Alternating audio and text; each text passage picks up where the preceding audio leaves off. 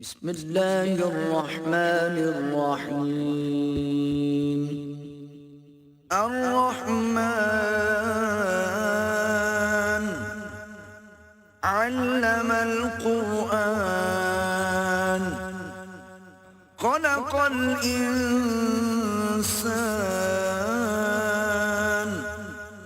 علمه البيان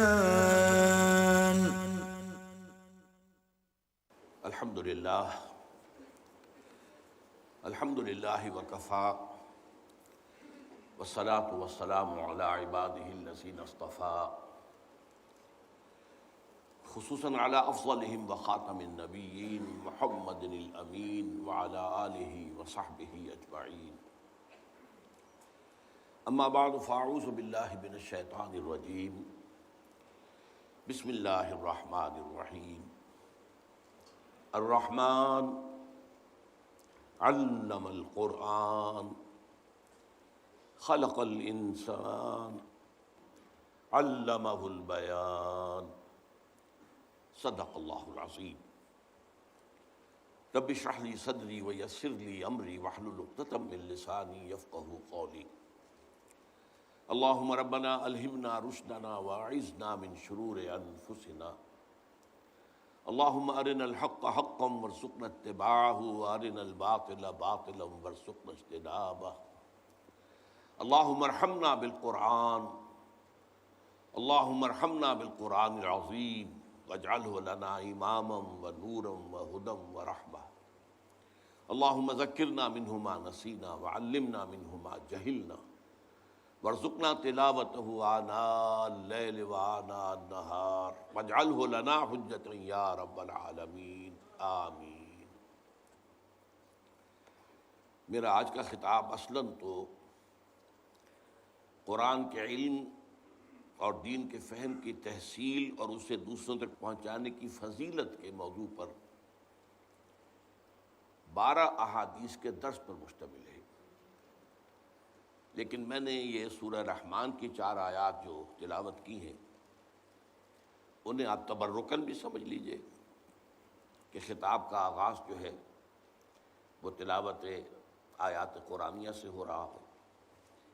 مزید برآں یہ کہ جو میرے درس حدیث میں آج اولین اور اہم ترین حدیث آ رہی ہے اس کا بڑا گہرا معنوی تعلق سورہ رحمان کی ان ابتدائی 4 آیات سے ہے۔ سورہ رحمان کی ابتدائی 4 آیات پر میرے مفصل خطابات اس سے پہلے موجود ہیں، ریکارڈڈ بھی ہیں تفصیلی۔ اس وقت صرف چند اشارے کروں گا۔ یہ آیات جو 4 ہیں ان میں 4 چوٹی کی چیزوں کا ذکر ہے، یعنی ان چیزوں کا انتخاب میرے نزدیک اس بنیاد پر ہوا ہے کہ ہر اعتبار سے جو سب سے چوٹی کی چیز ہو اس کا ذکر آئے۔ الرحمن اللہ کے ناموں میں سے ایک نام ہے، لیکن سب سے پیارا نام ہے اور سب سے اہم نام ہے اس اعتبار سے کہ ہمیں سب سے زیادہ ضرورت اللہ کی رحمت کی ہے۔ اللہ خالق ہے، یہ اس کا کام ہے، اس نے خلق کیا ہے، ہماری کوئی غرض تو نہیں تھی، ہماری کوئی درخواست تو نہیں تھی، اس نے تخلیق فرمایا۔ وہ ہمارا امتحان لینا چاہتا ہے تو رب بھی ہے، وہ ہماری ضروریات بہم پہنچاتا ہے جب تک اس دنیا میں رکھنا چاہتا ہے۔ ہمیں جو اصل ضرورت ہے اس کی رحمت کی ہے، اس لیے کہ جو ابدی زندگی ہے، آخری زندگی اور ابدی زندگی، اس میں خیر کا، بھلائی کا، روح و ریحان، اس کا دار و مدار جو ہے وہ اللہ تعالیٰ کی رحمت پر ہے۔ چنانچہ حضور نے ایک مرتبہ فرمایا کہ کوئی انسان محض اپنے عمل کی بنیاد پر جنت میں داخل نہیں ہو سکے گا جب تک کہ رحمت خداوندی دستگیری نہ کرے۔ اس پر کسی صحابی نے بڑی ہمت سے کام لیا اور ہمیں ان کا ممنون ہونا چاہیے۔ اگر وہ نہ کرتے یہ ہمت تو جواب ہمیں کیسے ملتا؟ جب سوال آیا تو جواب آیا، کیا حضور آپ بھی؟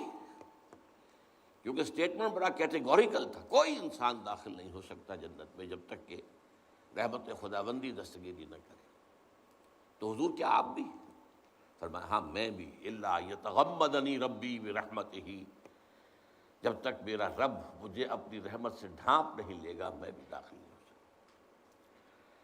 یہ جو رحمت سے اللہ کے دو نام بنے ہیں، رحیم اور رحمان، ان میں رحمان کی شان یہ ہے کہ جس میں یہ رحمت خداوندی کی ایک شان آتی ہے، جیسے اس میں جوش ہے، جیسے ٹھاٹھا مارتا ہوا سمندر ہو۔ ایک سمندر پرسکون ہے، ایک سمندر وہ ہے جس میں اونچی اونچی پہاڑ ایسی لہریں اٹھ رہی ہیں۔ تو رحمان میں رحمت خداوندی کی وہ شان ہے۔ تو اسماء خداوندی میں گویا کہ سب سے چوٹی کا نام الرحمن ہے۔ علم القرآن، اس نے قرآن کی تعلیم دی۔ سوال یہ ہے کہ باقی ساری تعلیم جو ہے، باقی سارا علم جو انسان کو حاصل ہوا، وہ کس کا دیا ہوا ہے؟ Source of all knowledge is اللہ۔ علم آدم الاسماء کلھا، اللہ نے آدم کا اسماء سکھائے تھے نا، جن کا سارا ظہور ہوا ہے۔ پھر یہ جو انسانی علم ہے، ایکوائرڈ نالج جو انسان نے حاصل کیا ہے، یہ سائنس اور ٹیکنالوجی کی ساری ترقی ہے، انہیں اسماء، علم الاسماء کا جو ہے ظہور ہے۔ لیکن تمام علوم میں چوٹی کا علم قرآن کا علم ہے۔ خلق الانسان، پھر دیکھیے تھرڈ سٹیٹمنٹ، انسان کو پیدا کیا۔ تو صرف انسان کو تو نہیں پیدا کیا، ملائکہ کو نہیں کیا۔ اب بظاہر تو وہ سب سے اونچی مخلوق ہیں جو نور سے پیدا کیے گئے، جن کی کسی خطا کا، غلطی کا، گناہ کا تصور ہی نہیں۔ جنات کو نہیں پیدا کیا، پہاڑوں کو، آسمانوں کو، زمین کو، یہ ساری جو گیلیکسیز ہیں ان کو کس نے پیدا کیا؟ لیکن جملہ مخلوقات میں چوٹی کی مخلوق وہ انسان ہے۔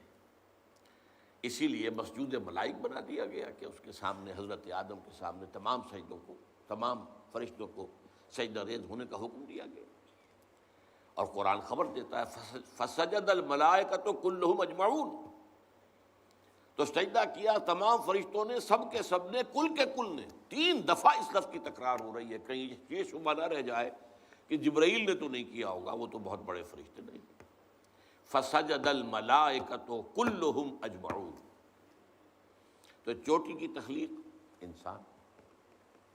علمہ البیان، اسے بیان کی صلاحیت عطا کی، تعلیم دی۔ تو اور کیا صلاحیتیں نہیں دی؟ سب سے زیادہ اللہ جو احسان دھرتا ہے قرآن پر بار بار، وہ تو سمع اور بصر پر ہے۔ ان السمع والبصر والفؤاد کل اولئک کان عنہ مسئولا۔ تو کیا یہ صلاحیتیں نہیں دی؟ تمام صلاحیتوں میں چوٹی کی صلاحیت جو ہے وہ قوت بیان ہے۔ ورنہ حیوانوں میں، حیوان بھی دیکھتے ہیں، حیوانوں میں ایسے بھی ہیں جنہیں دیکھنے کے لیے روشنی کی ضرورت ہی نہیں، اندھیرے میں دیکھتے ہیں۔ تو ہم سے تو بہتر ہے ان کی بینائی، ان کی صلاحیت زیادہ ہے۔ سماعت کے معاملے میں حیوانات ہم سے بہت آگے، باقی جملہ صلاحیتوں میں۔ اسی لیے انسان کے لیے اہل فلسفہ نے جو لفظ استعمال کیا وہ حیوان ناطق اور حیوان عاقل بھی ہے، وہ بھی میں ابھی آپ کو بتا دوں گا۔ حیوان ناطق گفتگو کرنے والا اور نطق سے کام لینے والا اور بیان کی صلاحیت رکھنے والا حیوان ہے انسان۔ تو یہ جو بیان ہے اس میں ایک تو ہوتی ہے عام بول چال، گھریلو بول چال ہوتی ہے، کھانا دے دو، پانی دے دو، یہ کر لو، وہ کر۔ اس سطح پر تو حیوانات میں بھی کمیونیکیشن ہوتی ہے، وہ بھی باقاعدہ ان کا ایک نظام ہوتا ہے، اور اس کے نظام کے اندر ہرڈز جو ہوتے ہیں، ان کے جو گروہ ہوتے ہیں، وہ باقاعدہ ایک نظم کے تحت ہوتے ہیں، اور ان میں کمیونیکیشن ہوتی ہے۔ حیوانات میں کمیونیکیشن ہے، لیکن اس سے اوپر کی کمیونیکیشن ایک وہ ہوتی ہے کہ کسی کے کلام کا فہم حاصل کیا جائے اور پھر اپنی بات کو بیان کیا جائے۔ یہ صلاحیت جو ہے یہ انسان میں چوٹی پر ہے، اور انسان کو جتنی صلاحیتیں دی ہیں اللہ نے، ان میں سب سے چوٹی کی صلاحیت ہے۔ ہم نے پڑھا سائنس میں، میڈیسن کی تعلیم کے دوران میں، دماغ میں کئی لیولز ہیں اس کے برین کے، ہیومن برین کے۔ جو ہائیسٹ لیول ہے اس میں پھر ایریاز ہیں۔ یہاں پر پیچھے ہے وہ ایریا جس میں کہ آنکھ جو کچھ دیکھتی ہے، یہاں سے تو صرف تصویر بنتی ہے، انٹرپریٹ یہاں ہوتا ہے کہ یہ کیا دیکھا تم نے، اس کا مطلب کیا ہے۔ تو آنکھ نے، کیمرے نے تو تصویر جو ہے وہ پیچھے بھیج دی، اللہ خیر سے۔ لیکن یہ کہ دماغ کے مختلف ایریاز ہیں جو پھر ان کو انٹرپریٹ کرتے ہیں، اس سے نتیجہ اخذ کرتے ہیں۔ تو سب سے بڑے سینٹرز جو ہیں وہ سپیچ سینٹر کہلاتے ہیں. سپیچ، بیان، تقریر. اور اس کے دو حصے ہیں، سینسری اور موٹر. ایک حصہ وہ ہے کہ کسی کے کلام کو جو آپ تک پہنچا ہو آپ سمجھ سکیں، اس کی گہرائی میں اتر سکیں، جس کے لیے پھر لفظ تعویل آتا ہے. نہ صرف یہ کہ تفسیر بلکہ تعویل. تفسیر میں کیا ہوتا ہے؟ مختلف الفاظ کے معنی یہ ہیں، یہ گرامر یہ ہے، یہ وہ ہے، یہ تفسیر ہے. اور اس کا اصل مفہوم یہ ہے، اس کو اس کے اصل مفہوم کی طرف لوٹا دینے کی صلاحیت، یہ تعویل کہلاتی ہے. تو دوسروں کے کلام کا فہم اور اس کی تعویل، یہ ایک حصہ ہے اسی ایک صلاحیت کا. اور پھر اپنا کلام اور جو کچھ ذہن میں آیا ہے اس کو مرتب اور بہت صحیح انداز میں مجتمع کر کے اس کو بیان کرنا، یہ اس کا موٹر پارٹ ہے. یہ دونوں جو چیزیں ہیں یہ انسانی صلاحیتوں میں ٹاپ کی ہیں. اب دیکھیے یہ جو چار چیزیں آئیں، ان میں نے صرف ابھی تک بیان کیا ہے کہ ان کے انتخاب کی بنیاد کیا ہے کہ اپنے اپنے میدان میں یہ چاروں چیزیں ٹاپ کی ہیں. لیکن ایک بار سے غور کیجئے تو یہ چار چیزیں اور چار آیتیں ہیں لیکن جملے تین ہیں. الرحمن علم القرآن ایک جملہ ہے، خلق الانسان مکمل جملہ ہے، علمہ البیان مکمل جملہ ہے. ان تین جملے کے حوالے سے آپ نے میٹرک میں بھی پھر اور بھی سطح پر پڑھا ہوگا. ریشیو پروپورشن میتھمیٹکس کے اندر، ارتھمیٹک کے اندر پڑھا ہم نے. نسبت و تناسب کا قاعدہ، تین ویلیوز دی ہیں، چوتھی تلاش کرو. اب یہ تین ویلیوز آ گئی، الرحمن علم القرآن ایک، خلق الانسان دو، علمہ البیان تین، چوتھی ویلیو جو ہے در حقیقت جو اس کلام کا اصل ماحصل ہے، جو اس کی اصل تعویل ہے، وہ ہے جو ہماری پہلی حدیث ہے آج کے ہمارے اس درس حدیث میں. عن عثمان ابن عفان. اب یہاں دیکھیے ذرا اس میں ترتیب، وہ ردم جو ہے وہ بھی برقرار ہے ناموں کے اعتبار سے بھی. الرحمن علم القرآن، خلق الانسان، علمہ البیان. عن عثمان ابن عفان رضی اللہ تعالی عنہ قال قال رسول اللہ صلی اللہ علیہ وسلم خیرکم من تعلم القرآن وعلمہ. تم میں سے بہترین لوگ وہ ہیں جو قرآن سیکھتے ہیں اور سکھاتے ہیں. یا تم میں سے بہترین لوگ وہ ہیں جنہوں نے قرآن سیکھا اور سکھایا. یعنی ویسے تو یہ ماضی کا صیغہ ہے لیکن اس کو ہم جنرلائز کر کے، پہلا ترجمہ میں نے جنرلائز کر کے کیا. تم میں سے بہترین لوگ وہ ہیں جو قرآن سیکھتے اور سکھاتے ہیں. اب دیکھیے وہ جو چار چیزیں ہمارے سامنے آئی تھیں، چوٹی کا علم قرآن، چوٹی کی انسانی صلاحیت بیان. اس چوٹی کی صلاحیت کا استعمال چوٹی کے علم کے لیے ہونا چاہیے، یہ اس کا منطقی تقاضا ہے. یہ بیان میں نے جیسا کہ عرض کیا جو کہ اللہ نے انسان کو صلاحیت دی ہے، یہ گھریلو بھی ہے، گفتگو کرتے ہیں آپ آپس میں. وہ تو حیوانات کے اندر بھی موجود ہے پوری طریقے سے. لیکن وہ جو اصل چوٹی کی بات ہے کہ انسان کسی کے کلام کو سمجھے، اس کی تہ میں اترے، اس کی تعویل کرے، صحیح مفہوم تک رسائی حاصل کرے اور پھر اس کو بیان کرے.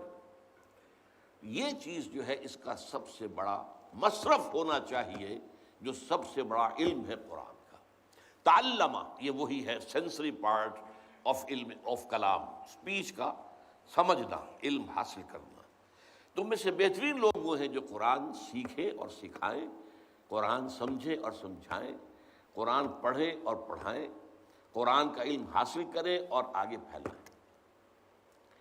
یہ ہے ہماری پہلی حدیث. اور یہ چونکہ بہت مشہور حدیث ہے، آپ میں سے اکثر حضرات کو زبانی یاد ہوگی، لیکن یہ ہے کہ اس کو میں نے سر عنوان اسی لیے بنایا ہے کہ وہ جو الرحمن علم القرآن خلق الانسان علمہ البیان، ان کا جو منطقی اور عقلی نتیجہ ہے وہ ہے در حقیقت جو اس حدیث میں سامنے آیا.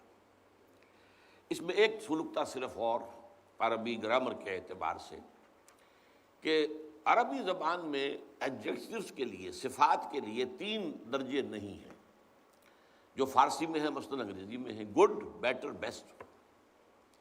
فارسی میں کہیں بہتر، بہترین، بد، بدتر، بدترین. تین لیولز ہو گئے.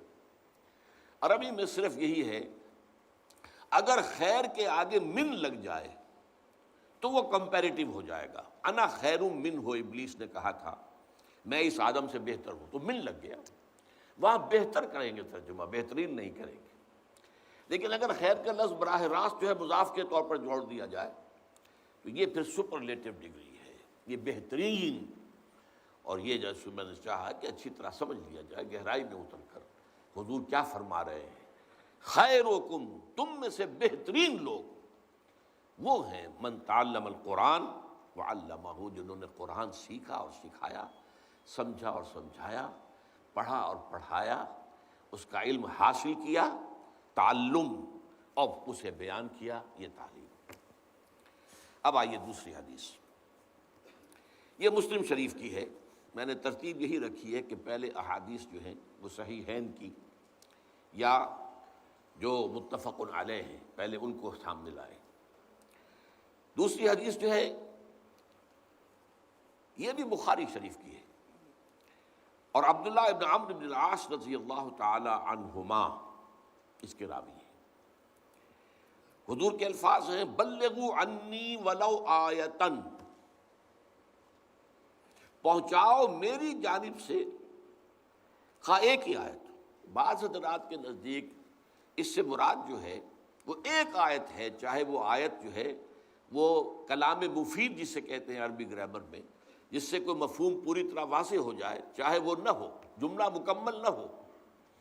جیسے آپ کو معلوم الرحمن، اب یہ آیت تو ہے لیکن اب اس سے بات تو سمجھ میں نہیں آ رہی کہ الرحمن سے کیا کہنا مقصود ہے، اس کے بارے میں کیا اطلاع دینی مقصود ہے، کچھ نہیں آ رہا، تو یہ کلام مفید تو نہیں ہے.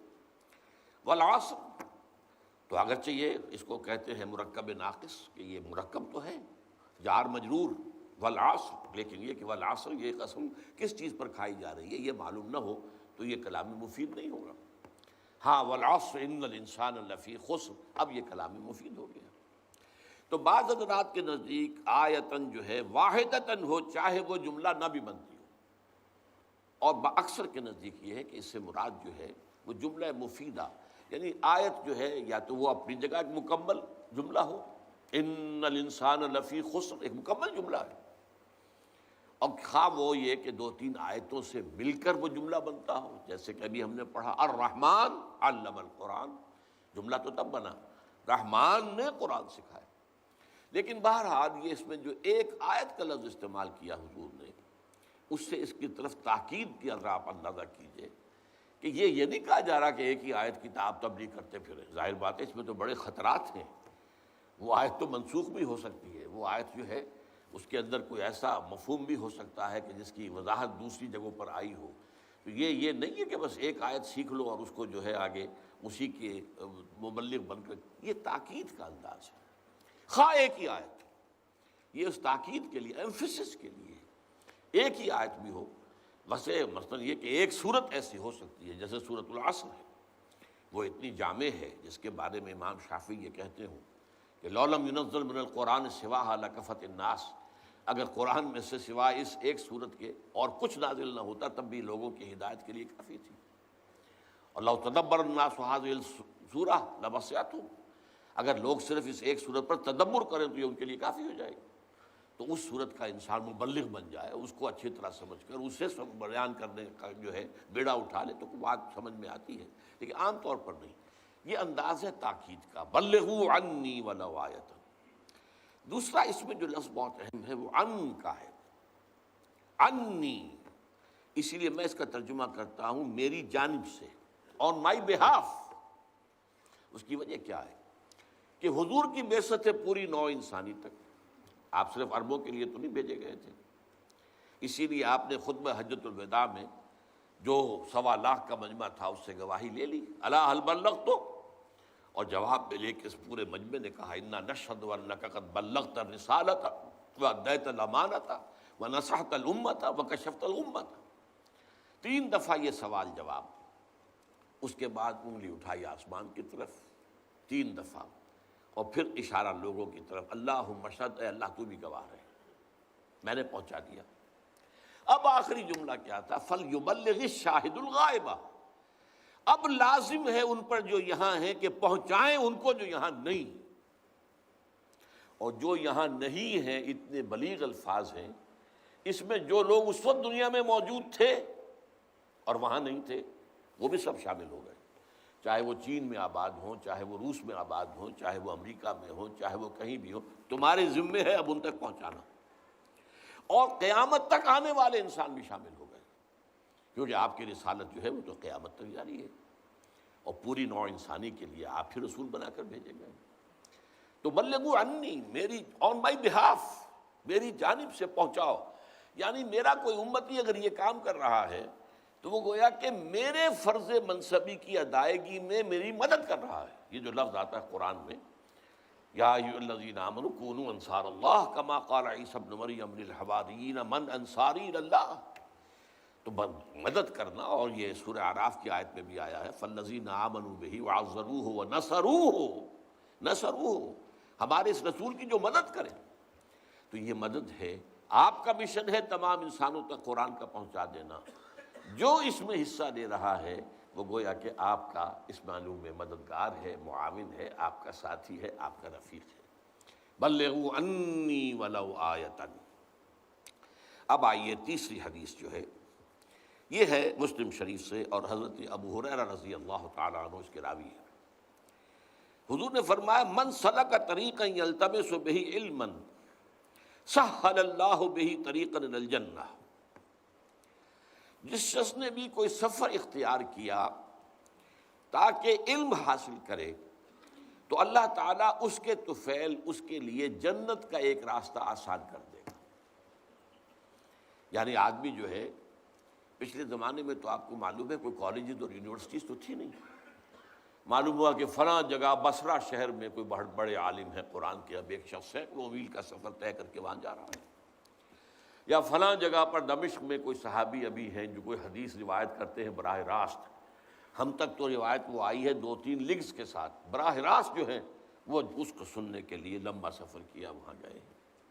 تو یہ سفر کیا کرتے تھے لوگ، اور آپ اپنے بڑے بزرگوں کے حالات میں یہی پڑھتے ہیں، پہلے وہاں گئے، وہاں سے علم حاصل کیا، پھر وہاں سے وہاں گئے، وہاں علم حاصل کیا، پھر وہاں سے وہاں گئے، اس لیے کہ سینٹرز آف ایکسلنس جو ہیں وہ مختلف جگہوں پر تھے، کہیں پر کوئی بہت بڑا محدث بیٹھا ہوا ہے تو کہیں پر کوئی بڑا مفسر بیٹھا ہوا ہے، کہیں پر کوئی فلسفی بیٹھا ہوا ہے، کوئی علم کلام کا ماہر بیٹھا ہوا ہے، کوئی علم الرجال کا ماہر کہیں بیٹھا ہوا ہے، تو مختلف جگہوں سے جا کر جو ہے وہ تحصیل علم کرتے تھے۔ تو من سلک طریقا یلتمس بہ علما فیہ علما، اب یہاں پر جو اگلی 2 آیتیں ہم پڑھ چکے، 2 حدیثیں، علم کا مفہوم معین ہو جانا چاہیے کہ یہاں پر مراد علم قرآن ہے، اصل علم، اس لیے کہ اسی حدیث میں جو ہم پڑھ رہے ہیں یہ بات واضح ہو جائے گی۔ سہل اللہ بہ طریقا الی الجنۃ، اب سنیے نقشہ کھینچا ہے، وَمَجْتَمَعَ قَوْمٌ فِي بَيْتٍ مِّن بُيُوتِ اللَّهِ يَتْلُونَ کِتَابَ اللَّهِ وَيَتَدَارَسُونَهُ بَيْنَهُمْ إِلَّا نَزَلَتْ عَلَيْهِمُ السَّكِينَةُ وَغَشِيَتْهُمُ الرَّحْمَةُ وَحَفَّتْهُمُ الْمَلَائِكَةُ وَذَكَرَهُمُ اللَّهُ فِي مَنْ عِندِهِ، اور نہیں جمع ہوتے کچھ لوگ اللہ کے گھروں میں سے کسی گھر میں اللہ کی کتاب کی تلاوت کے لیے اور اس کو باہم ایک دوسرے سے سمجھنے کے لیے، مگر یہ کہ اللہ ان کے اوپر نازل فرما دیتا ہے سکینت، اور رحمت ان کو ڈھانپ لیتی ہے، اور فرشتے ان کے گرد گھیرا ڈال لیتے ہیں، اور اللہ تعالیٰ ان کا ذکر کرتا ہے ملائکہ میں فی من عندہ، اس کے جو پاس ہیں، ملائکہ مقربین، ملائکہ بھی عام نہیں جو اس کے پاس ہیں، ملائکہ مقربین، ملائکہ اعلیٰ، فخر کے ساتھ کہتا ہے دیکھو میرے بندے، تم نے کہا تھا نا کہ یہ انسان اس کو تو پیدا کر رہا ہے تو فساد مچائے گا، ٹھیک ہے تمہاری اس بات بھی غلط نہیں ہے، لیکن دیکھو میرے وہ بندے بھی تو ہیں نا انہی میں سے، وہ بنی آدمی، کوئی اور غرض تو ان کی نہیں ہے، کوئی اور مطلب نہیں ہے ان کا، کوئی اور مقصود نہیں ہے، کسی اور مفاد دنیا کے لیے جمع نہیں ہوئے ہیں، اور یہاں میرے گھروں میں سے کسی گھر میں سے مراد اولاً تو ہوگا مساجد، لیکن یہ کہ علماء کا اس پر تقریباً اجماع ہے کہ اس سے مراد کوئی بھی جگہ ہو سکتی ہے، سب گھر اللہ کے ہیں، کسی بھی جگہ پر جہاں پر آدمی اس کے لیے جمع ہو کہ یتلون کتاب اللہ، اللہ کی کتابت کی تلاوت، وَيَتَدَارَسُونَهُ بَيْنَهُمْ، اب اس میں ذرا فرق ہے، ہمارے ہاں جو درس ہوتا ہے اس کے اندر یک طرفہ معاملہ چل رہا ہوتا ہے، مدرس جو ہے بیان کر رہا ہے اور سامع جو ہے وہ سن رہے ہیں، ایک ہوتا ہے مذاکرہ آپس میں، ایک جمع ہو گیا جس کو کہ اسٹڈی سرکل کا عنوان دیا جاتا ہے۔ چنانچہ میں نے جب لاہور منتقل ہوا ہوں جب 1965 میں، تو پہلے میں نے جو حلقے قائم کیے ان کے لیے نام درس عنوان کا نہیں رکھا تھا، بلکہ حلقہ ہائے مطالعہ قرآن، قرآنک اسٹڈی سرکلز۔ تو اس کے اندر یہ ہے کہ ایک دوسرے سے بات کو سمجھنا اور سمجھانا، تدارس باب تفاعل کے اندر آ گیا ہے۔ اس میں مشارکت ہوتی ہے، لوگوں کی سب کی شرکت ہوتی ہے، اور یہی بہترین طریقہ ہوتا ہے سیکھنے اور سکھانے کا۔ اگرچہ حالات کے تقاضے کے تحت جو ہے وہ ہمارا مونولوگ کے انداز میں ایک آدمی کی گفتگو کے ذریعے سے بھی بہرحال بات پھیلتی ہے۔ تو فرمایا کہ نہیں جمع ہوتے میرے گھروں میں سے کسی گھر میں میرے کچھ بندے میری کتاب پڑھنے اور آپس میں ایک دوسرے کے سمجھنے اور سمجھانے کے لیے، مگر یہ کہ ان پر سکینت نازل ہوتی ہے، یہ قلب مطمئنہ، سکینت، سکون، غشیتہم الرحمہ، اور رحمت ان کو ڈھانپ لیتی ہے، وحفتہم الملائکہ، اور فرشتے ان کے گرد گھیرا ڈال لیتے ہیں، وذکرہم اللہ فی من عندہ، اور اللہ ذکر کرتا ہے ان کا ان لوگوں، ان میں، ان کے سامنے جو اس کے پاس ہے، اپنے فرشتوں کے سامنے اللہ تعالیٰ ذکر فرماتا ہے۔ آپ اس پر خوشی منائیے اور فاستبشروا۔ آج ہمارا ذکر بھی اللہ تعالیٰ اس اپنی ملأ اعلیٰ کی محفل میں، خدا خود میر محفل بود اندر لامکاں خسرو، ایک ہے نا محفل، وہ ہمارے لیے لامکاں ہے، لیکن وہ ایک خاص مکان ہے جہاں اللہ تعالیٰ جو ہے اس کا عرش ہے، اس کے ارد گرد جو ہے حولہ جو ہے اس فرشتے، تو اس محفل میں ذکر وہ اللہ تعالیٰ کی طرف سے خوشخبری کی سب سے بڑی بات ہے۔ چوتھی حدیث یہ بھی مسلم شریف کی ہے، عن ابی ہریرہ رضی اللہ تعالی عنہ اذا مات الانسان انقطع عملہ الا من ثلاث، جب کسی انسان کی موت واقع ہو جاتی ہے تو اس کا عمل منقطع ہو جاتا ہے سوائے تین چیزوں کے۔ ظاہر بات ہے کہ یہ جو مہلت عمل ہے وہ تو ہماری اس زندگی کے اندر ہے نا، یہ تو 3 گھنٹے کا امتحان نہیں تو 30 برس کا امتحان سمجھ لیجئے، 60 برس کا امتحان سمجھ لیجئے۔ لیکن یہ کہ جب 3 گھنٹے پورے ہوتے ہیں تو پھر اعلان ہوتا ہے سٹاپ رائٹنگ، وقت ختم ہو گیا، تو موت کے ساتھ وقت ختم ہو گیا۔ لیکن اس کے بعد بھی ان 3 چیزوں کے اعتبار سے انسان کے لیے اجر و ثواب کا جو کھاتا ہے کھلا رہتا ہے۔ من ثلاث، صدقۃ جاریۃ، کچھ صدقہ جاریہ ہو، کوئی ایسا کام کیا ہے لوگوں کی بہبود کے لیے۔ پرانے زمانے میں سرائے ہوتی تھی، سرائے بنا دی ہے، مسافر آئیں آرام کریں، کنویں کھدوا دیے ہیں، کہیں پر پل بنوا دیا ہے، یہ مختلف جو ہے مسجد بنا دی ہے، لوگ جو ہے آئے اللہ کا ذکر کریں۔ علم ينتفع بہ، نمبر 2 وہ علم کے جس کے ذریعے سے نفع حاصل کیا جا رہا ہو، یعنی اس نے اپنی زندگی میں جو علم پھیلایا تھا اب وہ علم تو آگے پھیلے گا، اس کے شاگرد آگے پھیلائیں گے، ان کے شاگرد اس سے آگے پھیلائیں گے، جہاں تک یہ سلسلہ جاری رہے گا۔ جس نے اس کا آغاز کیا تھا اس کے اللہ تعالیٰ کے ہاں جو کھاتے کھلے ہوئے ہیں ان میں اس کا ثواب کا اندراج ہوتا جائے گا، یہ مسلسل جاری رہے گا۔ صدقہ جاریہ جن سے لوگوں کو فائدہ پہنچتا ہو، وہ علم کہ جس سے نفع ہو سکے، اور ولد صالح یدعو لہ، یا پھر اس کی اولاد، صالح اولاد، نیک اولاد۔ نیک اولاد سب سے بڑا صدقہ جاریہ ہے، تو یہ صدقہ جاریہ، پھر وہ اس کے لیے دعائیں بھی کریں گے، ان کی مغفرت کے لیے دعائیں کریں گی، اولاد جو ہوگی نیک ہوگی۔ جو نیک نہیں ہے وہ بھول جائیں گے کون ہمارا باپ تھا، کون ہماری ماں تھی، کیا ان کے احسانات ہم پر تھے، لیکن جو ولد صالح ہوگا ظاہر بات ہے کہ وہ تو دعا کرے گا۔ 5ویں حدیث مسلم عن ابی ہریرہ رضی اللہ تعالی عنہ الناس معادن کمعادن الذهب والفضة خیارہم فی الجاہلیت خیارہم فی الاسلام اذا فقہوا۔ یہاں اس حدیث کو میں خاص طور پہ اس لیے لایا ہوں کہ ایک لفظ جو ہے تفقہ، فقہ، اس کو آپ سمجھ سکیں۔ قرآن کے علم کے لیے علم کا لفظ بھی ہے، قرآن کے علم کے لیے حکمت کا لفظ بھی ہے، قرآن کے علم کے لیے خیر کا علم بھی ہے، قرآن کے علم کے لیے حکمت کا لفظ بھی ہے، اور تفقہ کا لفظ بھی ہے۔ تو یہ تمام چیزیں جو ہیں وہ اس علم کے اور اس فہم کے مختلف پہلوؤں کو واضح کرنے والی ہیں۔ حضور فرماتے ہیں کہ لوگوں کی مثال معدنیات کی سی ہے، یعنی ایک سونے کی اور کو صاف ستھرا کریں گے تو کیا بنے گا؟ خالص سونا۔ چاندی کی ہوگی تو اسے کتنا ہی صفا کر لیں اس سے سونا تو نہیں بنے گا۔ چاندی بنے گی، چاندی صاف ہو جائے گی، تانبے کی ہوگی تو تانبا ہی بنے گی۔ اسی طرح انسان بھی اپنی خلقت کے اعتبار سے مختلف مزاج لے کر دنیا میں آتے ہیں۔ اس پہلو سے جیسے سونا بھی ہے، چاندی بھی ہے، اسی اللہ نے پیدا کی ہے، لیکن سونے کی اور کو صاف کریں گے سونا بنے گا، چاندی کی اور صاف ہو جائے گی چاندی بنے گی۔ اسی طریقے سے انسانوں میں سے یہ بھی معدنیات کی طرح ہیں، جیسے کہ سونے اور چاندی کی معدنیات ہوتی ہیں۔ خیارہم فی الجاہلیت خیارہم فی الاسلام، ان انسانوں میں سے جو بہترین لوگ ہوتے تھے جاہلیت کے دور میں، اسلام لانے سے پہلے، وہی بہترین ہوئے اسلام لانے کے بعد۔ اب مسلمانوں میں بہترین وہی ہوں گے، اس لیے کہ اگر انسانی شخصیت کا جو بنیادی حیولہ بنا ہوا ہے وہ برتر ہے، تو اب وہ مومن ہوگا تو برتر مومن ہوگا، اونچا مومن ہوگا، اعلیٰ مومن ہوگا۔ اور اگر وہ بنیادی جو میٹیریل ہے اس کا، بنیادی جو اس کا حیولہ بنا ہوا ہے وہ کمتر ہے، تو ظاہر بات ہے کہ وہ مومن تو ہوگا لیکن کمتر مومن ہوگا، وہ اس پہلے مومن کے درجے کا مومن نہیں ہوگا۔ البتہ یہ بات ذہن میں رکھیں کہ جہاں تک اجر و ثواب کا تعلق ہے اس کا اس سے کوئی تعلق نہیں ہے۔ اگر اللہ نے کسی کی اور جو ہے وہ چاندی کی بنائی ہے تو اسی کے مطابق حساب بھی لے گا، اس سے ان کا حساب نہیں لے گا کہ جو سونے والی اور والے لوگ ہوں گے ان کا محاسبہ جو ہوگا وہ اپنی سطح پر ہوگا کہ تمہیں ہم نے یہ کچھ صلاحیتیں دی تھی، تم نے کیا کیا۔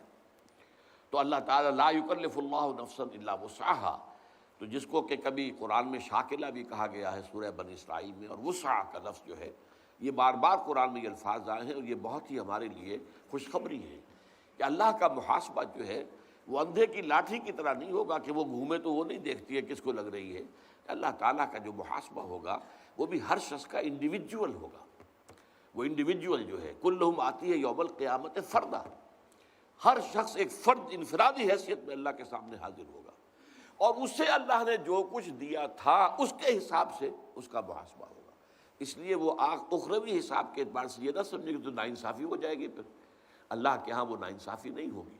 البتہ دنیا میں اللہ تعالیٰ نے یہ جو رنگا رنگی پیدا کی ہے، بوق المونی پیدا کی ہے، ذوق اس جہاں کو ہے زیب اختلاف سے، یہ اختلاف اگر نہ ہو، رنگا رنگی نہ ہو اور یہ گونا گونی نہ ہو تو ظاہر بات ہے مونوٹنی جو ہے اس سے تو انسان کی طبیعت بیزار ہو جاتی ہے۔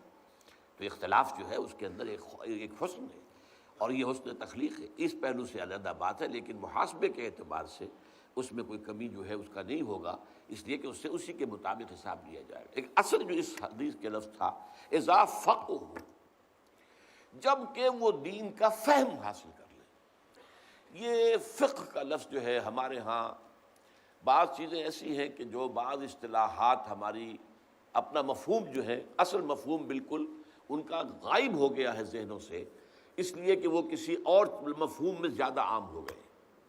لفظ احسان ہے، اب احسان کے لفظ ہم سمجھتے ہیں کسی کے ساتھ بھلائی کرنا، اب یہ لفظ احسان اصطلاح ہے دین کی۔ دین جو ہے انتہائی خوبصورت ہو جائے، آپ کی دینی زندگی انتہائی حسین ہو جائے، ہر اعتبار سے اس میں خوبی ہی خوبی نظر آئے، وہ احسان ہے، وہ درجہ احسان ہے۔ نمبر 2 پر حدیث آئے گی، اخبرنی عن الاسلام اخبرنی عن الایمان اخبرنی عن الاحسان۔ تو اس معنی میں یہ لفظ جو ہے فقہ کا لفظ چونکہ ہمارے ہاں عام ہو گیا ہے، وہ علم فقہ یعنی احکام شریعت کا استنباط اور اس کا استخراج کر کے اور قیاس کے ذریعے سے غور کر کے نئے مسائل کے لیے جو ہے رائے نکالنا، یہ فقہ ہے، اور اس کو ہم شریعت، اب ہمارے ہاں ہمارا تصور یہ فقہ حنفی ہے، یہ فقہ مالکی ہے، یہ فقہ شافعی ہے، یہ فقہ حنبلی ہے، تو اس اعتبار سے فقہ کا لفظ اس پر چسپاں ہو گیا۔ اصل میں یہ لفظ ہے فہم، گہرا فہم، یعنی جب انسان ایک ہے سرسری طور پر آپ ایمان لے آئے، لیکن یہ کہ ایک ہے کہ آپ نے اس ایمان اور اسلام کے گہرائیوں میں اترنے کی کوشش کی اور ان کو سمجھا۔ ایک قرآن کو سرسری طور پر سمجھنا ہے، جیسا کہ میرا کتابچہ جو ہے مسلمانوں پر قرآن مجید کے حقوق، اس میں ایک چیپٹر ہے تذکر اور تدبر۔ تذکر جو ہے قرآن مجید کو سمجھ لینا، جیسے کہ سطح سمندر کے اوپر اگر تیل کا کوئی ٹینکر جو ہے وہ ٹوٹ گیا اور تیل بہہ گیا تو تیل سطح پر رہے گا، نیچے تو نہیں جائے گا۔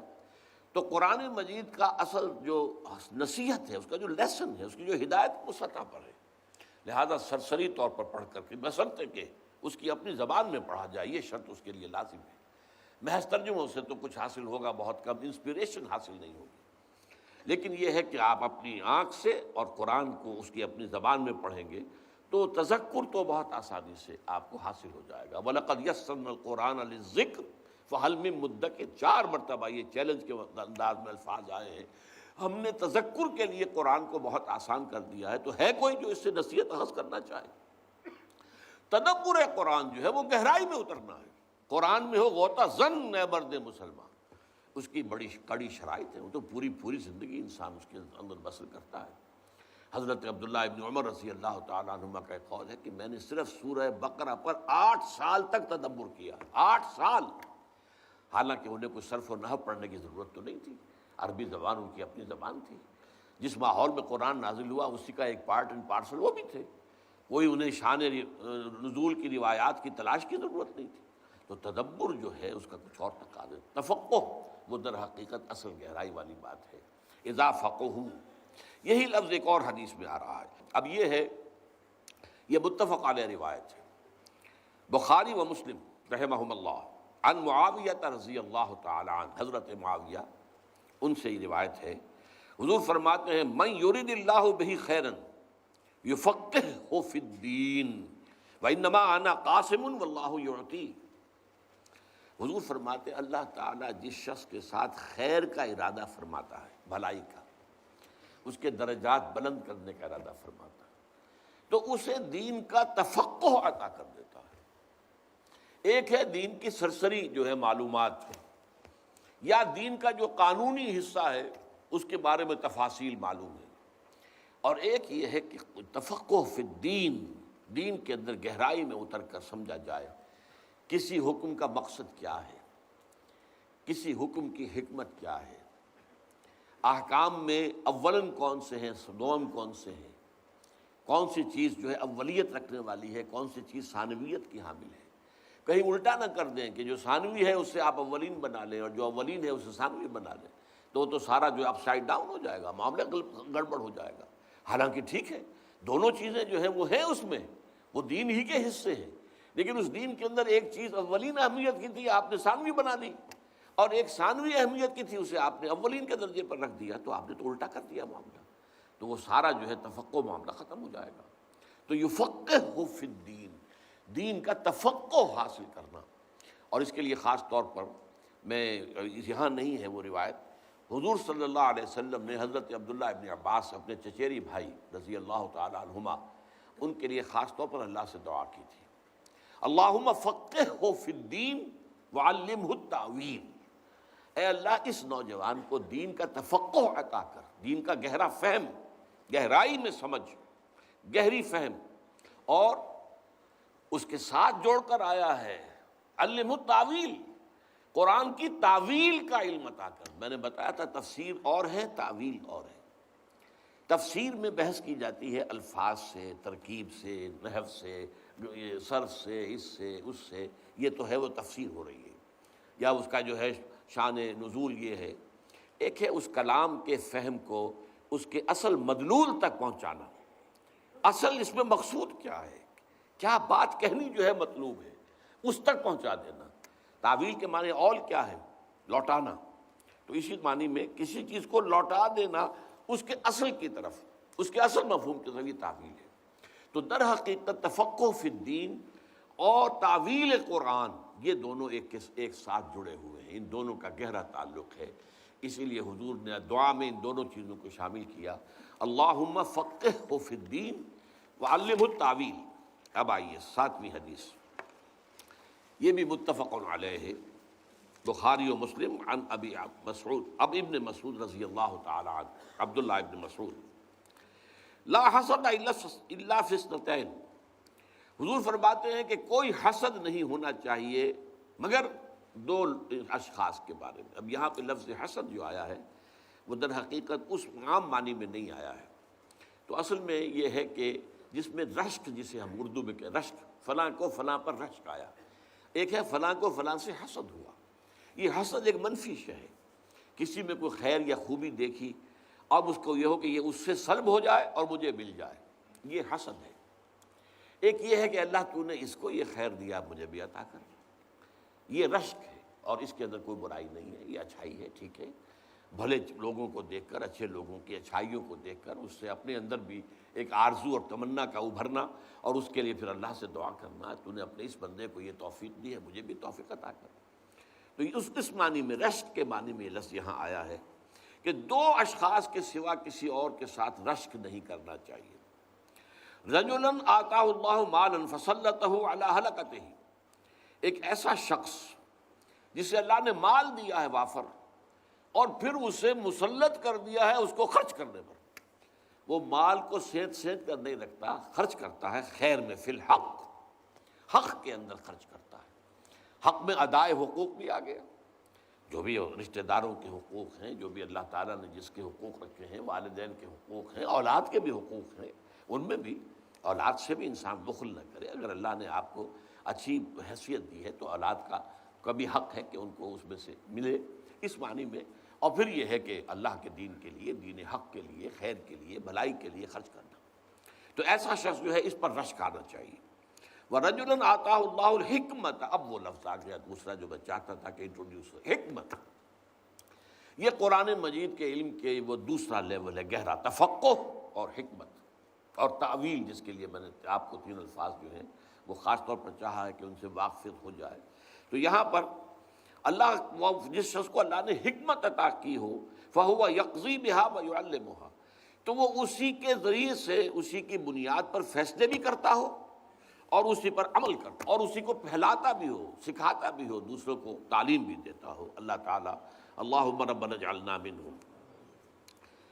ایک حدیث جو ہے، اب یہ جو بقیہ احادیث ہیں یہ بخاری اور مسلم سے نچلے درجے کے جو مجموعے ہیں، دوسرے درجے کی کتابیں حدیث کی مجموعے جو ہیں ان میں سے ہیں۔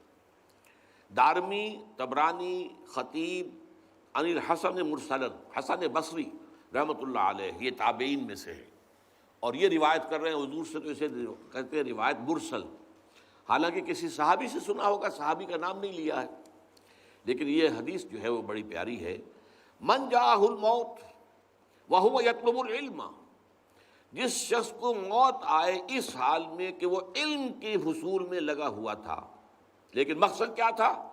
لیحیی بہ الاسلام، تاکہ وہ اس کے ذریعے سے اسلام کو زندہ کرے۔ یہ مقصد ہونا چاہیے۔ تعلیم و تعلم قرآن کا بھی مقصد یہ ہو کہ اسلام کو زندہ کرنا ہے۔ ظاہر بات ہے کہ اسلام تو مرا نہیں ہے، زندہ ہے، ہماری نسبت اس سے مر گئی ہے، ہم اس کے ساتھ صحیح معنی میں متعلق نہیں ہیں، جڑے ہوئے نہیں ہیں، اور پورا معاشرہ ہمارا اس کے ساتھ جڑا ہوا نہیں ہے۔ اسلام کی یہاں پر حکومت نہیں ہے، اسلام کا نظام نہیں ہے۔ اس نسبت کو دوبارہ زندہ کرنا جو تھی کبھی خلافت راشدہ میں، اس کو دوبارہ زندہ کرنا، یہ مقصد ہو علم کے حصول کا، تعلیم و تعلم قرآن کا۔ یہ صرف جو ہے کہ اکیڈمک ایکسرسائز بن کر نہ رہ جائے کہ بس یہ علم کی تحصیل برائے تحصیل علم، یہ نہیں، علم برائے علم نہیں، زندگی برائے زندگی نہیں، بلکہ زندگی کسی مقصد کے لیے، نصب العین کے لیے، علم کسی مقصد کے لیے، اور وہ علم ہے کس لیے؟ لیحیی بہ الاسلام۔ اس مقصد کے تحت ایک شخص علم کے طلب میں لگا ہوا ہے، ابھی وہ فارغ نہیں ہوا ہے، ابھی اسی کام میں لگا ہوا ہے وہ، کہ موت آ گئی، لیکن اس کا نتیجہ کیا ہے کہ درجہ اس کا کیا ہوگا اللہ کے ہاں؟ فَبَيْنَهُ وَبَيْنَ النَّبِيِّينَ دَرَجَةٌ وَاحِدَةٌ فِي الْجَنَّةِ، تو اس کے اور نبیوں کے درمیان جنت میں صرف ایک درجے کا فرق ہوگا۔ یہ ہے بلندی اس کام کے لیے۔ ویسے تو یہ کہ یہ ساری چیزیں ان الفاظ میں بھی آ گئی ہیں، خیرکم من تعلم القرآن وعلمہ، لیکن اس خیر کا معاملہ جو ہے کس کس پہلو سے اس میں بہتری کے معاملات ہیں، کیا اس کا ظہور جو ہے ہوگا انسان کے حق میں، اس کے لیے یہ ہے کہ یہ حدیثیں جو ہیں یہ ہمارے لیے مزید روشنی فراہم کرتی ہیں کہ اس کے اور ان لوگ اور نبیوں کے درمیان ایک درجے کا فرق رہ جائے گا۔ اب تین حدیثیں ایسی آ رہی ہیں جس میں پہلے مفہوم بیان کر دوں، اس لیے کہ وقت محدود ہو گیا ہے۔ اس میں اصل میں ایک ریشیو پروپورشن کا معاملہ آیا ہے۔ عام تصور ہمارا یہ ہے کہ نیکی کا معاملہ ہوگا تو نوافل زیادہ ہو جائیں گے، اذکار ہوں گے، یہ ہوں گے، بیٹھے ہوئے تسبیح کریں گے، فلاں کریں گے، یہ۔ اور ایک تصور یہ ہے کہ اپنا وقت لگایا جائے اللہ کے دین کے علم کو حاصل کرنے اور پھیلانے میں۔ پہلی چیز کا رہے گا ہمیشہ ذہنوں کے اندر، ہمارے ذہنوں میں بھی جو تصور بیٹھ گیا ہے، صدیوں کا تعامل ہے یہ کوئی 2-4 برس کی بات نہیں ہے، کہ اصل دین، اصل نیکی، اصل جو ہے روحانیت تو ان چیزوں میں ہے۔ لیکن حضور جو فرما رہے ہیں کہ تمہاری جو یہ ہے نسبت و تناسب کا جو فہم جو ہے درست ہو جانا چاہیے۔ یہ پہلی روایت ہے احمد، ترمذی، ابو داود، ابن ماجہ، دارمی، ان حضرت علی ابی الدرداء، ابو درداء رضی اللہ تعالیٰ عنہ جو فقراء صحابہ میں سے، من سلک طریقا یطلب فیہ علم من سلک اللہ بہ طریقا من طرق الجنہ، یہ تو ہم پہلے بھی پڑھ چکے ہیں۔ جو شخص کوئی چلا کسی راستے پر سفر اس نے اختیار کیا علم کے حصول کے لیے، اللہ تعالیٰ اس کے ذریعے سے اس کے لیے جنت کا راستہ آسان کر دیتا ہے، کھول دیتا ہے۔ وَإِنَّ الْمَلَائِكَةَ تَضَعُ أَجْنِحَتَهَا رِضًا لِطَالِبِ الْعِلْمِ، فرشتے اپنے پر بازو پھیلاتے ہیں، نیچے کرتے ہیں، عزت کرتے ہوئے، رضاً لطالب العلم، علم کے طالب کے لیے، یہ اس کا مقام ہے طالب علم کا۔ وَإِنَّ الْعَالِمَ يَسْتَغْفِرُ لَهُ مَنْ فِي السَّمَاوَاتِ وَمَنْ فِي الْأَرْضِ، اور عالم کے لیے استغفار کرتے رہتے ہیں وہ سب کے جو آسمانوں میں اور زمین میں ہیں۔ لیکن عالم کا وہی تصور رکھیے، لِيُحْيِيَ بِهِ الْإِسْلَامَ، عالم کا تصور یہ کہ اس میں سب سے چوٹی پر علم قرآن، اور قرآن کا بھی صرف علم جو ہے وہ شریعت والا علم نہیں، بلکہ اس میں جو تفقہ اور حکمت اور گہرائی، اس کو وہ ساری چیزیں سامنے رہیں، تب پھر ان حدیث کا مطلب سمجھ میں آئے گا۔ تو یہاں تک کہ حتی الحیتان فی جوف الماء، یہاں تک کہ پانی کے اندر جو مچھلیاں ہیں وہ بھی استغفار کرتی ہیں۔ وَإِنَّ فَضْلَ الْعَالِمِ عَلَى الْعَابِدِ كَفَضْلِ الْقَمَرِ لَيْلَةَ الْبَدْرِ عَلَى سَائِرِ الْكَوَاكِبِ، اور جان لو فضیلت ایک عالم کی عابد پر، ایک عابد ہے، عبادت گزار ہے، رات بھر کھڑا ہو کر نماز پڑھ رہا ہے، اور وہ جو ہے دن بھر روزہ رکھ رہا ہے، ہمیشہ رکھ رہا ہے، یا آخری درجہ جس کی اجازت ہے کہ ایک دن روزہ رکھو اور ایک دن ناغہ کرو، یہاں تک پہنچ گیا ہے۔ لیکن یہ ہے کہ ایک ہے عالم، وَإِنَّ فَضْلَ الْعَالِمِ عَلَى الْعَابِدِ كَفَضْلِ الْقَمَرِ لَيْلَةَ الْبَدْرِ عَلَى سَائِرِ الْكَوَاكِبِ، تو 14ویں کے چاند کو جو فضیلت ہے بقیہ تمام ستاروں پر، وہ فضیلت ہے عالم کو عابد پر۔ وَإِنَّ الْعُلَمَاءَ وَرَثَةُ الْأَنْبِيَاءِ، اور علماء جو ہیں وہ تو نبیوں کے وارث ہیں۔ وَإِنَّ الْأَنْبِيَاءَ لَمْ يُوَرِّثُوا دِينًا وَلَا دِينَارًا دِرْهَمًا وَإِنَّمَا وَرَّثُوا عِلْمًا فَمَنْ أَخَذَهُ أَخَذَ بِحَظٍّ وَافِرٍ، اور نبیوں نے کوئی بھی دولت نہیں چھوڑی درہم و دینار وراثت میں۔ یہ کیوں کہا جا رہا ہے؟ نبیوں کے وارثوں کو بھی یہ سمجھ لینا چاہیے کہ کوئی شے وراثت میں نہیں چھوڑنی۔ مال جمع کرنا، کوئی شخص تجارت کر رہا ہے، ٹھیک ہے، وہ مال جمع کیا اس نے، تم دین کا کام کر رہے تھے، دین سکھا رہے تھے، اور تم نے مال جمع کیا، اس کا کیا مطلب ہے؟ تمہارا مطلوب دنیا تھی۔ جب اگر ورثۃ الانبیاء ہونے کا فخر حاصل کرنا چاہتے ہو تو پھر اس پر پورے اترو کہ کوئی وراثت تمہاری نہیں ہونی چاہیے، کوئی جائیداد مت بناؤ، کوئی دولت اکٹھی مت کرو۔ ان العلماء ورثۃ الانبیاء وان الانبیاء لم یورثوا دینارا ولا درہما وانما ورثوا علما، انہوں نے علم جو ہے وراثت میں چھوڑا ہے۔ تو جو کچھ جو لیتا ہے اس کو، اس علم کو، اور اس کو حظ وافر، تو اس کا جو ہے اللہ تعالیٰ کے ہاں پھر اس کے لیے بہت ثواب ہے۔ اللہ تعالیٰ ہمیں ان میں سے کرے۔ دوسری حدیث ترمذی عن ابی امامۃ الباہلی رضی اللہ تعالیٰ عنہ، حضور فرماتے ہیں، ذرا نوٹ کیجئے، فضل العالم علی العابد کفضلی علی ادناکم، عالم کی فضیلت عابد پر اتنی ہی ہے جتنی میری فضیلت ہے تم میں سے ادنا ترین پر۔ اب ادنا یہاں مراد جو ہے صحابی ادنا مراد ہے، عام مسلمان ادنا نہیں، صحابی ادنا کم۔ اب کم میں ظاہر بات ہے کون ہے، مخاطب صحابہ ہیں۔ فضل العالم علی العابد کفضلی علی ادناکم، عابد کے اوپر عالم کی فضیلت ایسی ہے جیسے میری فضیلت ہے تم میں سے کسی کم ترین پر، جو صحابہ میں سب سے کم درجے کے صحابی۔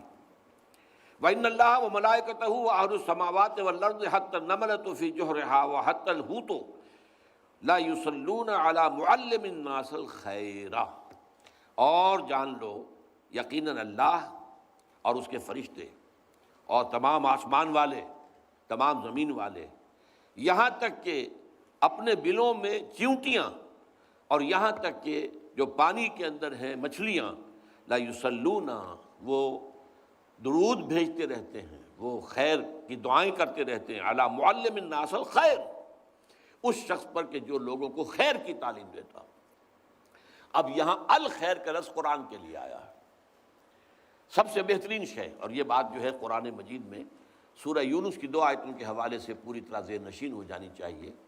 یا ایھا الناس قد جاءتکم موعظۃ من ربکم وشفاء لما فی الصدور وہدی ورحمۃ للمؤمنین قل بفضل اللہ وبرحمتہ فبذلک فلیفرحوا ھو خیر مما یجمعون۔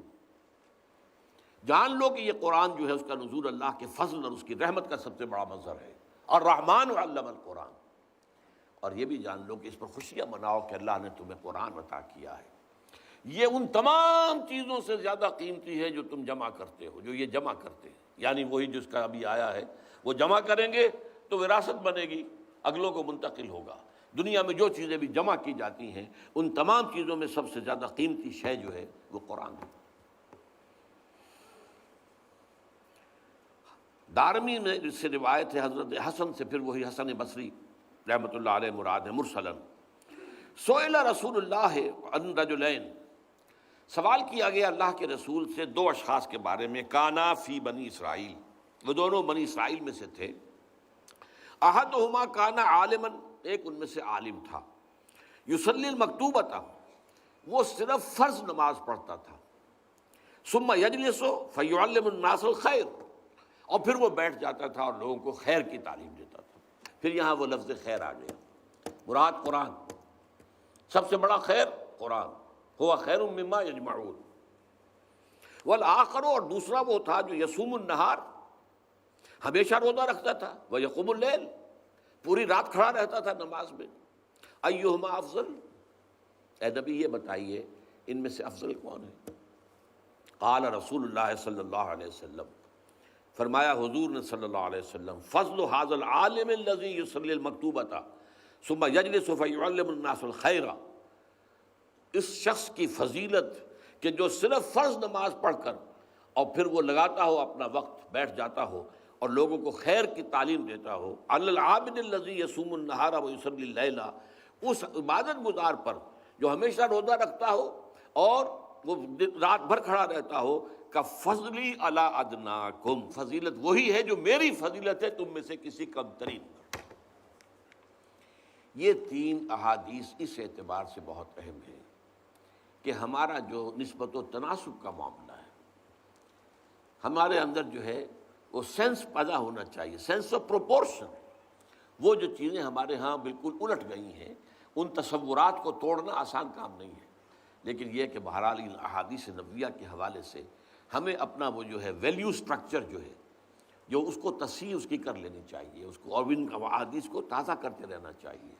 اور جو لوگ اس کام میں خاص طور پر لگے ہوئے ہوں انہیں سب سے زیادہ ضرورت ہے کہ ان احادیث جو ہے ان کو اپنے مستحضر رکھیں، تاکہ انہیں ایک انشراح جو ہے وہ مسلسل حاصل ہوتا رہے کہ جو کام ہم کر رہے ہیں وہ صحیح راستہ ہے، اور اسی راستے کی طرف اللہ اس کے رسول نے رہنمائی کی ہے۔ اب آخری حدیث ہے ایک برعکس کیفیت کے لیے، اسی علم کا حصول دنیا کمانے کے لیے بھی ہوتا ہے، پیشہ ورانہ حصول ہو رہا ہے دنیا کمانے کے لیے، اور بدقسمتی سے ہمارے ہاں دین بھی اب ایک پیشہ بن گیا ہے، اور عام طور پر دینی تعلیم عام طور پر اللہ ماشاءاللہ وہ اسی اعتبار سے ہوتی ہے کہ اس سے ایک بہرحال ایک ذریعہ معاش جو ہے وہ بھی حاصل ہو جائے گا، مسجدوں میں خطابت ہوگی، امامت ہوگی وغیرہ وغیرہ۔ تو یہ چیز اب نوٹ کر لیجئے کہ اس علم کے، جیسے کہ اس سے پہلے حدیث آئی ہے وَهُوَ يَطْلُبُ الْعِلْمَ لِيُحْيِيَ بِهِ الْإِسْلَامَ، علم حاصل کر رہا ہو وہ اسلام کو زندہ کرنے، احیاء دین کے لیے، احیاء اسلام کے لیے، تجدید دین کے لیے، دین کو تازہ کر دینے کے لیے، اقامت دین کے لیے، دین کو قائم کر دینے کے لیے۔ اس کے برعکس من طلب العلم، جس شخص نے علم حاصل کیا، طلب کیا، لِيُجَارِيَ بِهِ الْعُلَمَاءَ، تاکہ وہ ہم نشین بن جائے علماء کا۔ اب علماء بیٹھے ہوتے ہیں تو آپس میں گفتگو کر رہے ہوتے ہیں تو ان کی اصطلاحات اور ہوتی ہیں، عام آدمی بیٹھا ہوا ان کی بات وہ آپس میں جب گفتگو کر رہے نہیں سمجھتے، اس لیے کہ وہ اصطلاحات جو گاڑھی مذہبی دینی اصطلاحات استعمال کرتے ہیں۔ تو میں بھی علماء کی مجلس میں بیٹھنے کے قابل ہو جاؤں، میں بھی تاکہ بیٹھوں اور وہی اصطلاحات جو ہیں ان کو سمجھوں بھی اور ان کے اندر میں گفتگو کر سکوں۔ وَلَيُمَارِيَ بِهِ السُّفَهَاءَ، یا روب گانٹھے بے وقوفوں پر، جو بے علم ہیں یا جو لوگ جاہل ہیں یا کم علم ہیں، ان کے اوپر جو ہے وہ اپنا ایک ان کے ساتھ بحث و تمہیز کرنے کا اپنا روب گانٹھے اپنے علم کا اور سکہ جمائے۔ او یصرف بہ وجوہ الناس الیہ، یا اس علم کے ذریعے سے لوگوں کی توجہ اپنی طرف منعطف کرا لے، اپنی لیڈری، اپنی چودراہٹ، اپنی سیادت، اپنی قیادت، اس کی طرف لوگوں کو متوجہ کرے اس علم کے ذریعے سے۔ ادخلہ اللہ النار، ایسے شخص کو اللہ تعالیٰ یقیناً آگ میں داخل کرے گا۔ تو یہ وارننگ، یعنی باقی ساری حدیثیں جو ہیں وہ جہاں اس فضیلت کا ذکر سامنے آیا ہے اور اس کے ضمن میں مختلف اصطلاحات جو آپ کے سامنے آئی ہیں ان کو سمجھنا، لیکن یہ کہ یہ وارننگ والی جو ہے آخری حدیث، یہ اس اعتبار سے کہ جو نیت ہے وہ صحیح ہونی چاہیے، اس لیے کہ اکثر محدثین نے اپنے جو مجموعے مرتب کیے ان میں سب سے پہلے وہی حدیث لائے کہ جو حضرت عمر رضی اللہ تعالیٰ عنہ سے مروی ہے نیت کے بارے میں، انما الاعمال بالنیات، اعمال کا دار و مدار نیتوں پر ہے۔ نیکی کا کام کوئی بڑے سے بڑا ہو، نیت خراب ہے تو اللہ کے ہاں اس کا کوئی وزن نہیں، بلکہ وہ اللہ تعالیٰ کے ہاں شرک میں بھی شمار ہو سکتا ہے۔ جس نے دکھاوے کے لیے من صلی یرائی فقط اشرکا، ومن صام یرائی فقط اشرکا، ومن تصدق یرائی فقط اشرکا، جس نے دکھاوے کے لیے نماز پڑھی اس نے شرک کیا، جس نے دکھاوے کے لیے روزہ رکھا اس نے شرک کیا، جس نے دکھاوے کے لیے صدقہ خیرات کیا اس نے شرک کیا۔ تو اللہ تعالیٰ جو ہے انما الاعمال بالنیات، تو اس طلب علم کے اندر نیت کا درست ہو جانا بہت ضروری ہے، اور اس نیت کے درست ہونے پر دار و مدار ہوگا کہ آیا اس کے ذریعے سے وہ درجہ جنت میں داخل حاصل ہو جائے گا جو نبیوں انبیاء سے متصل ہو، یا یہ کہ وہ دنیا کے اندر ذلیل و خوار اگر نہ بھی ہوا دنیا میں چاہے وہ کتنا ہی باعزت رہا ہو، آخرت میں ذلیل و خوار ہو جائے گا، جہنم میں جھونک دیا جائے گا۔ اللہ تعالی ہمیں ان تمام احادیث کی جو برکت ہے اور ان کے اندر جو ہمارے لیے سبق ہے اور ہمارے لیے رہنمائی ہے، ان سے بھرپور استفادے کی توفیق عطا فرمائے، آمین یا رب العالمین۔ سبحانک اللہم و بحمدک، نشہد ان لا الہ الا انت، نستغفرک و نتوب الیک۔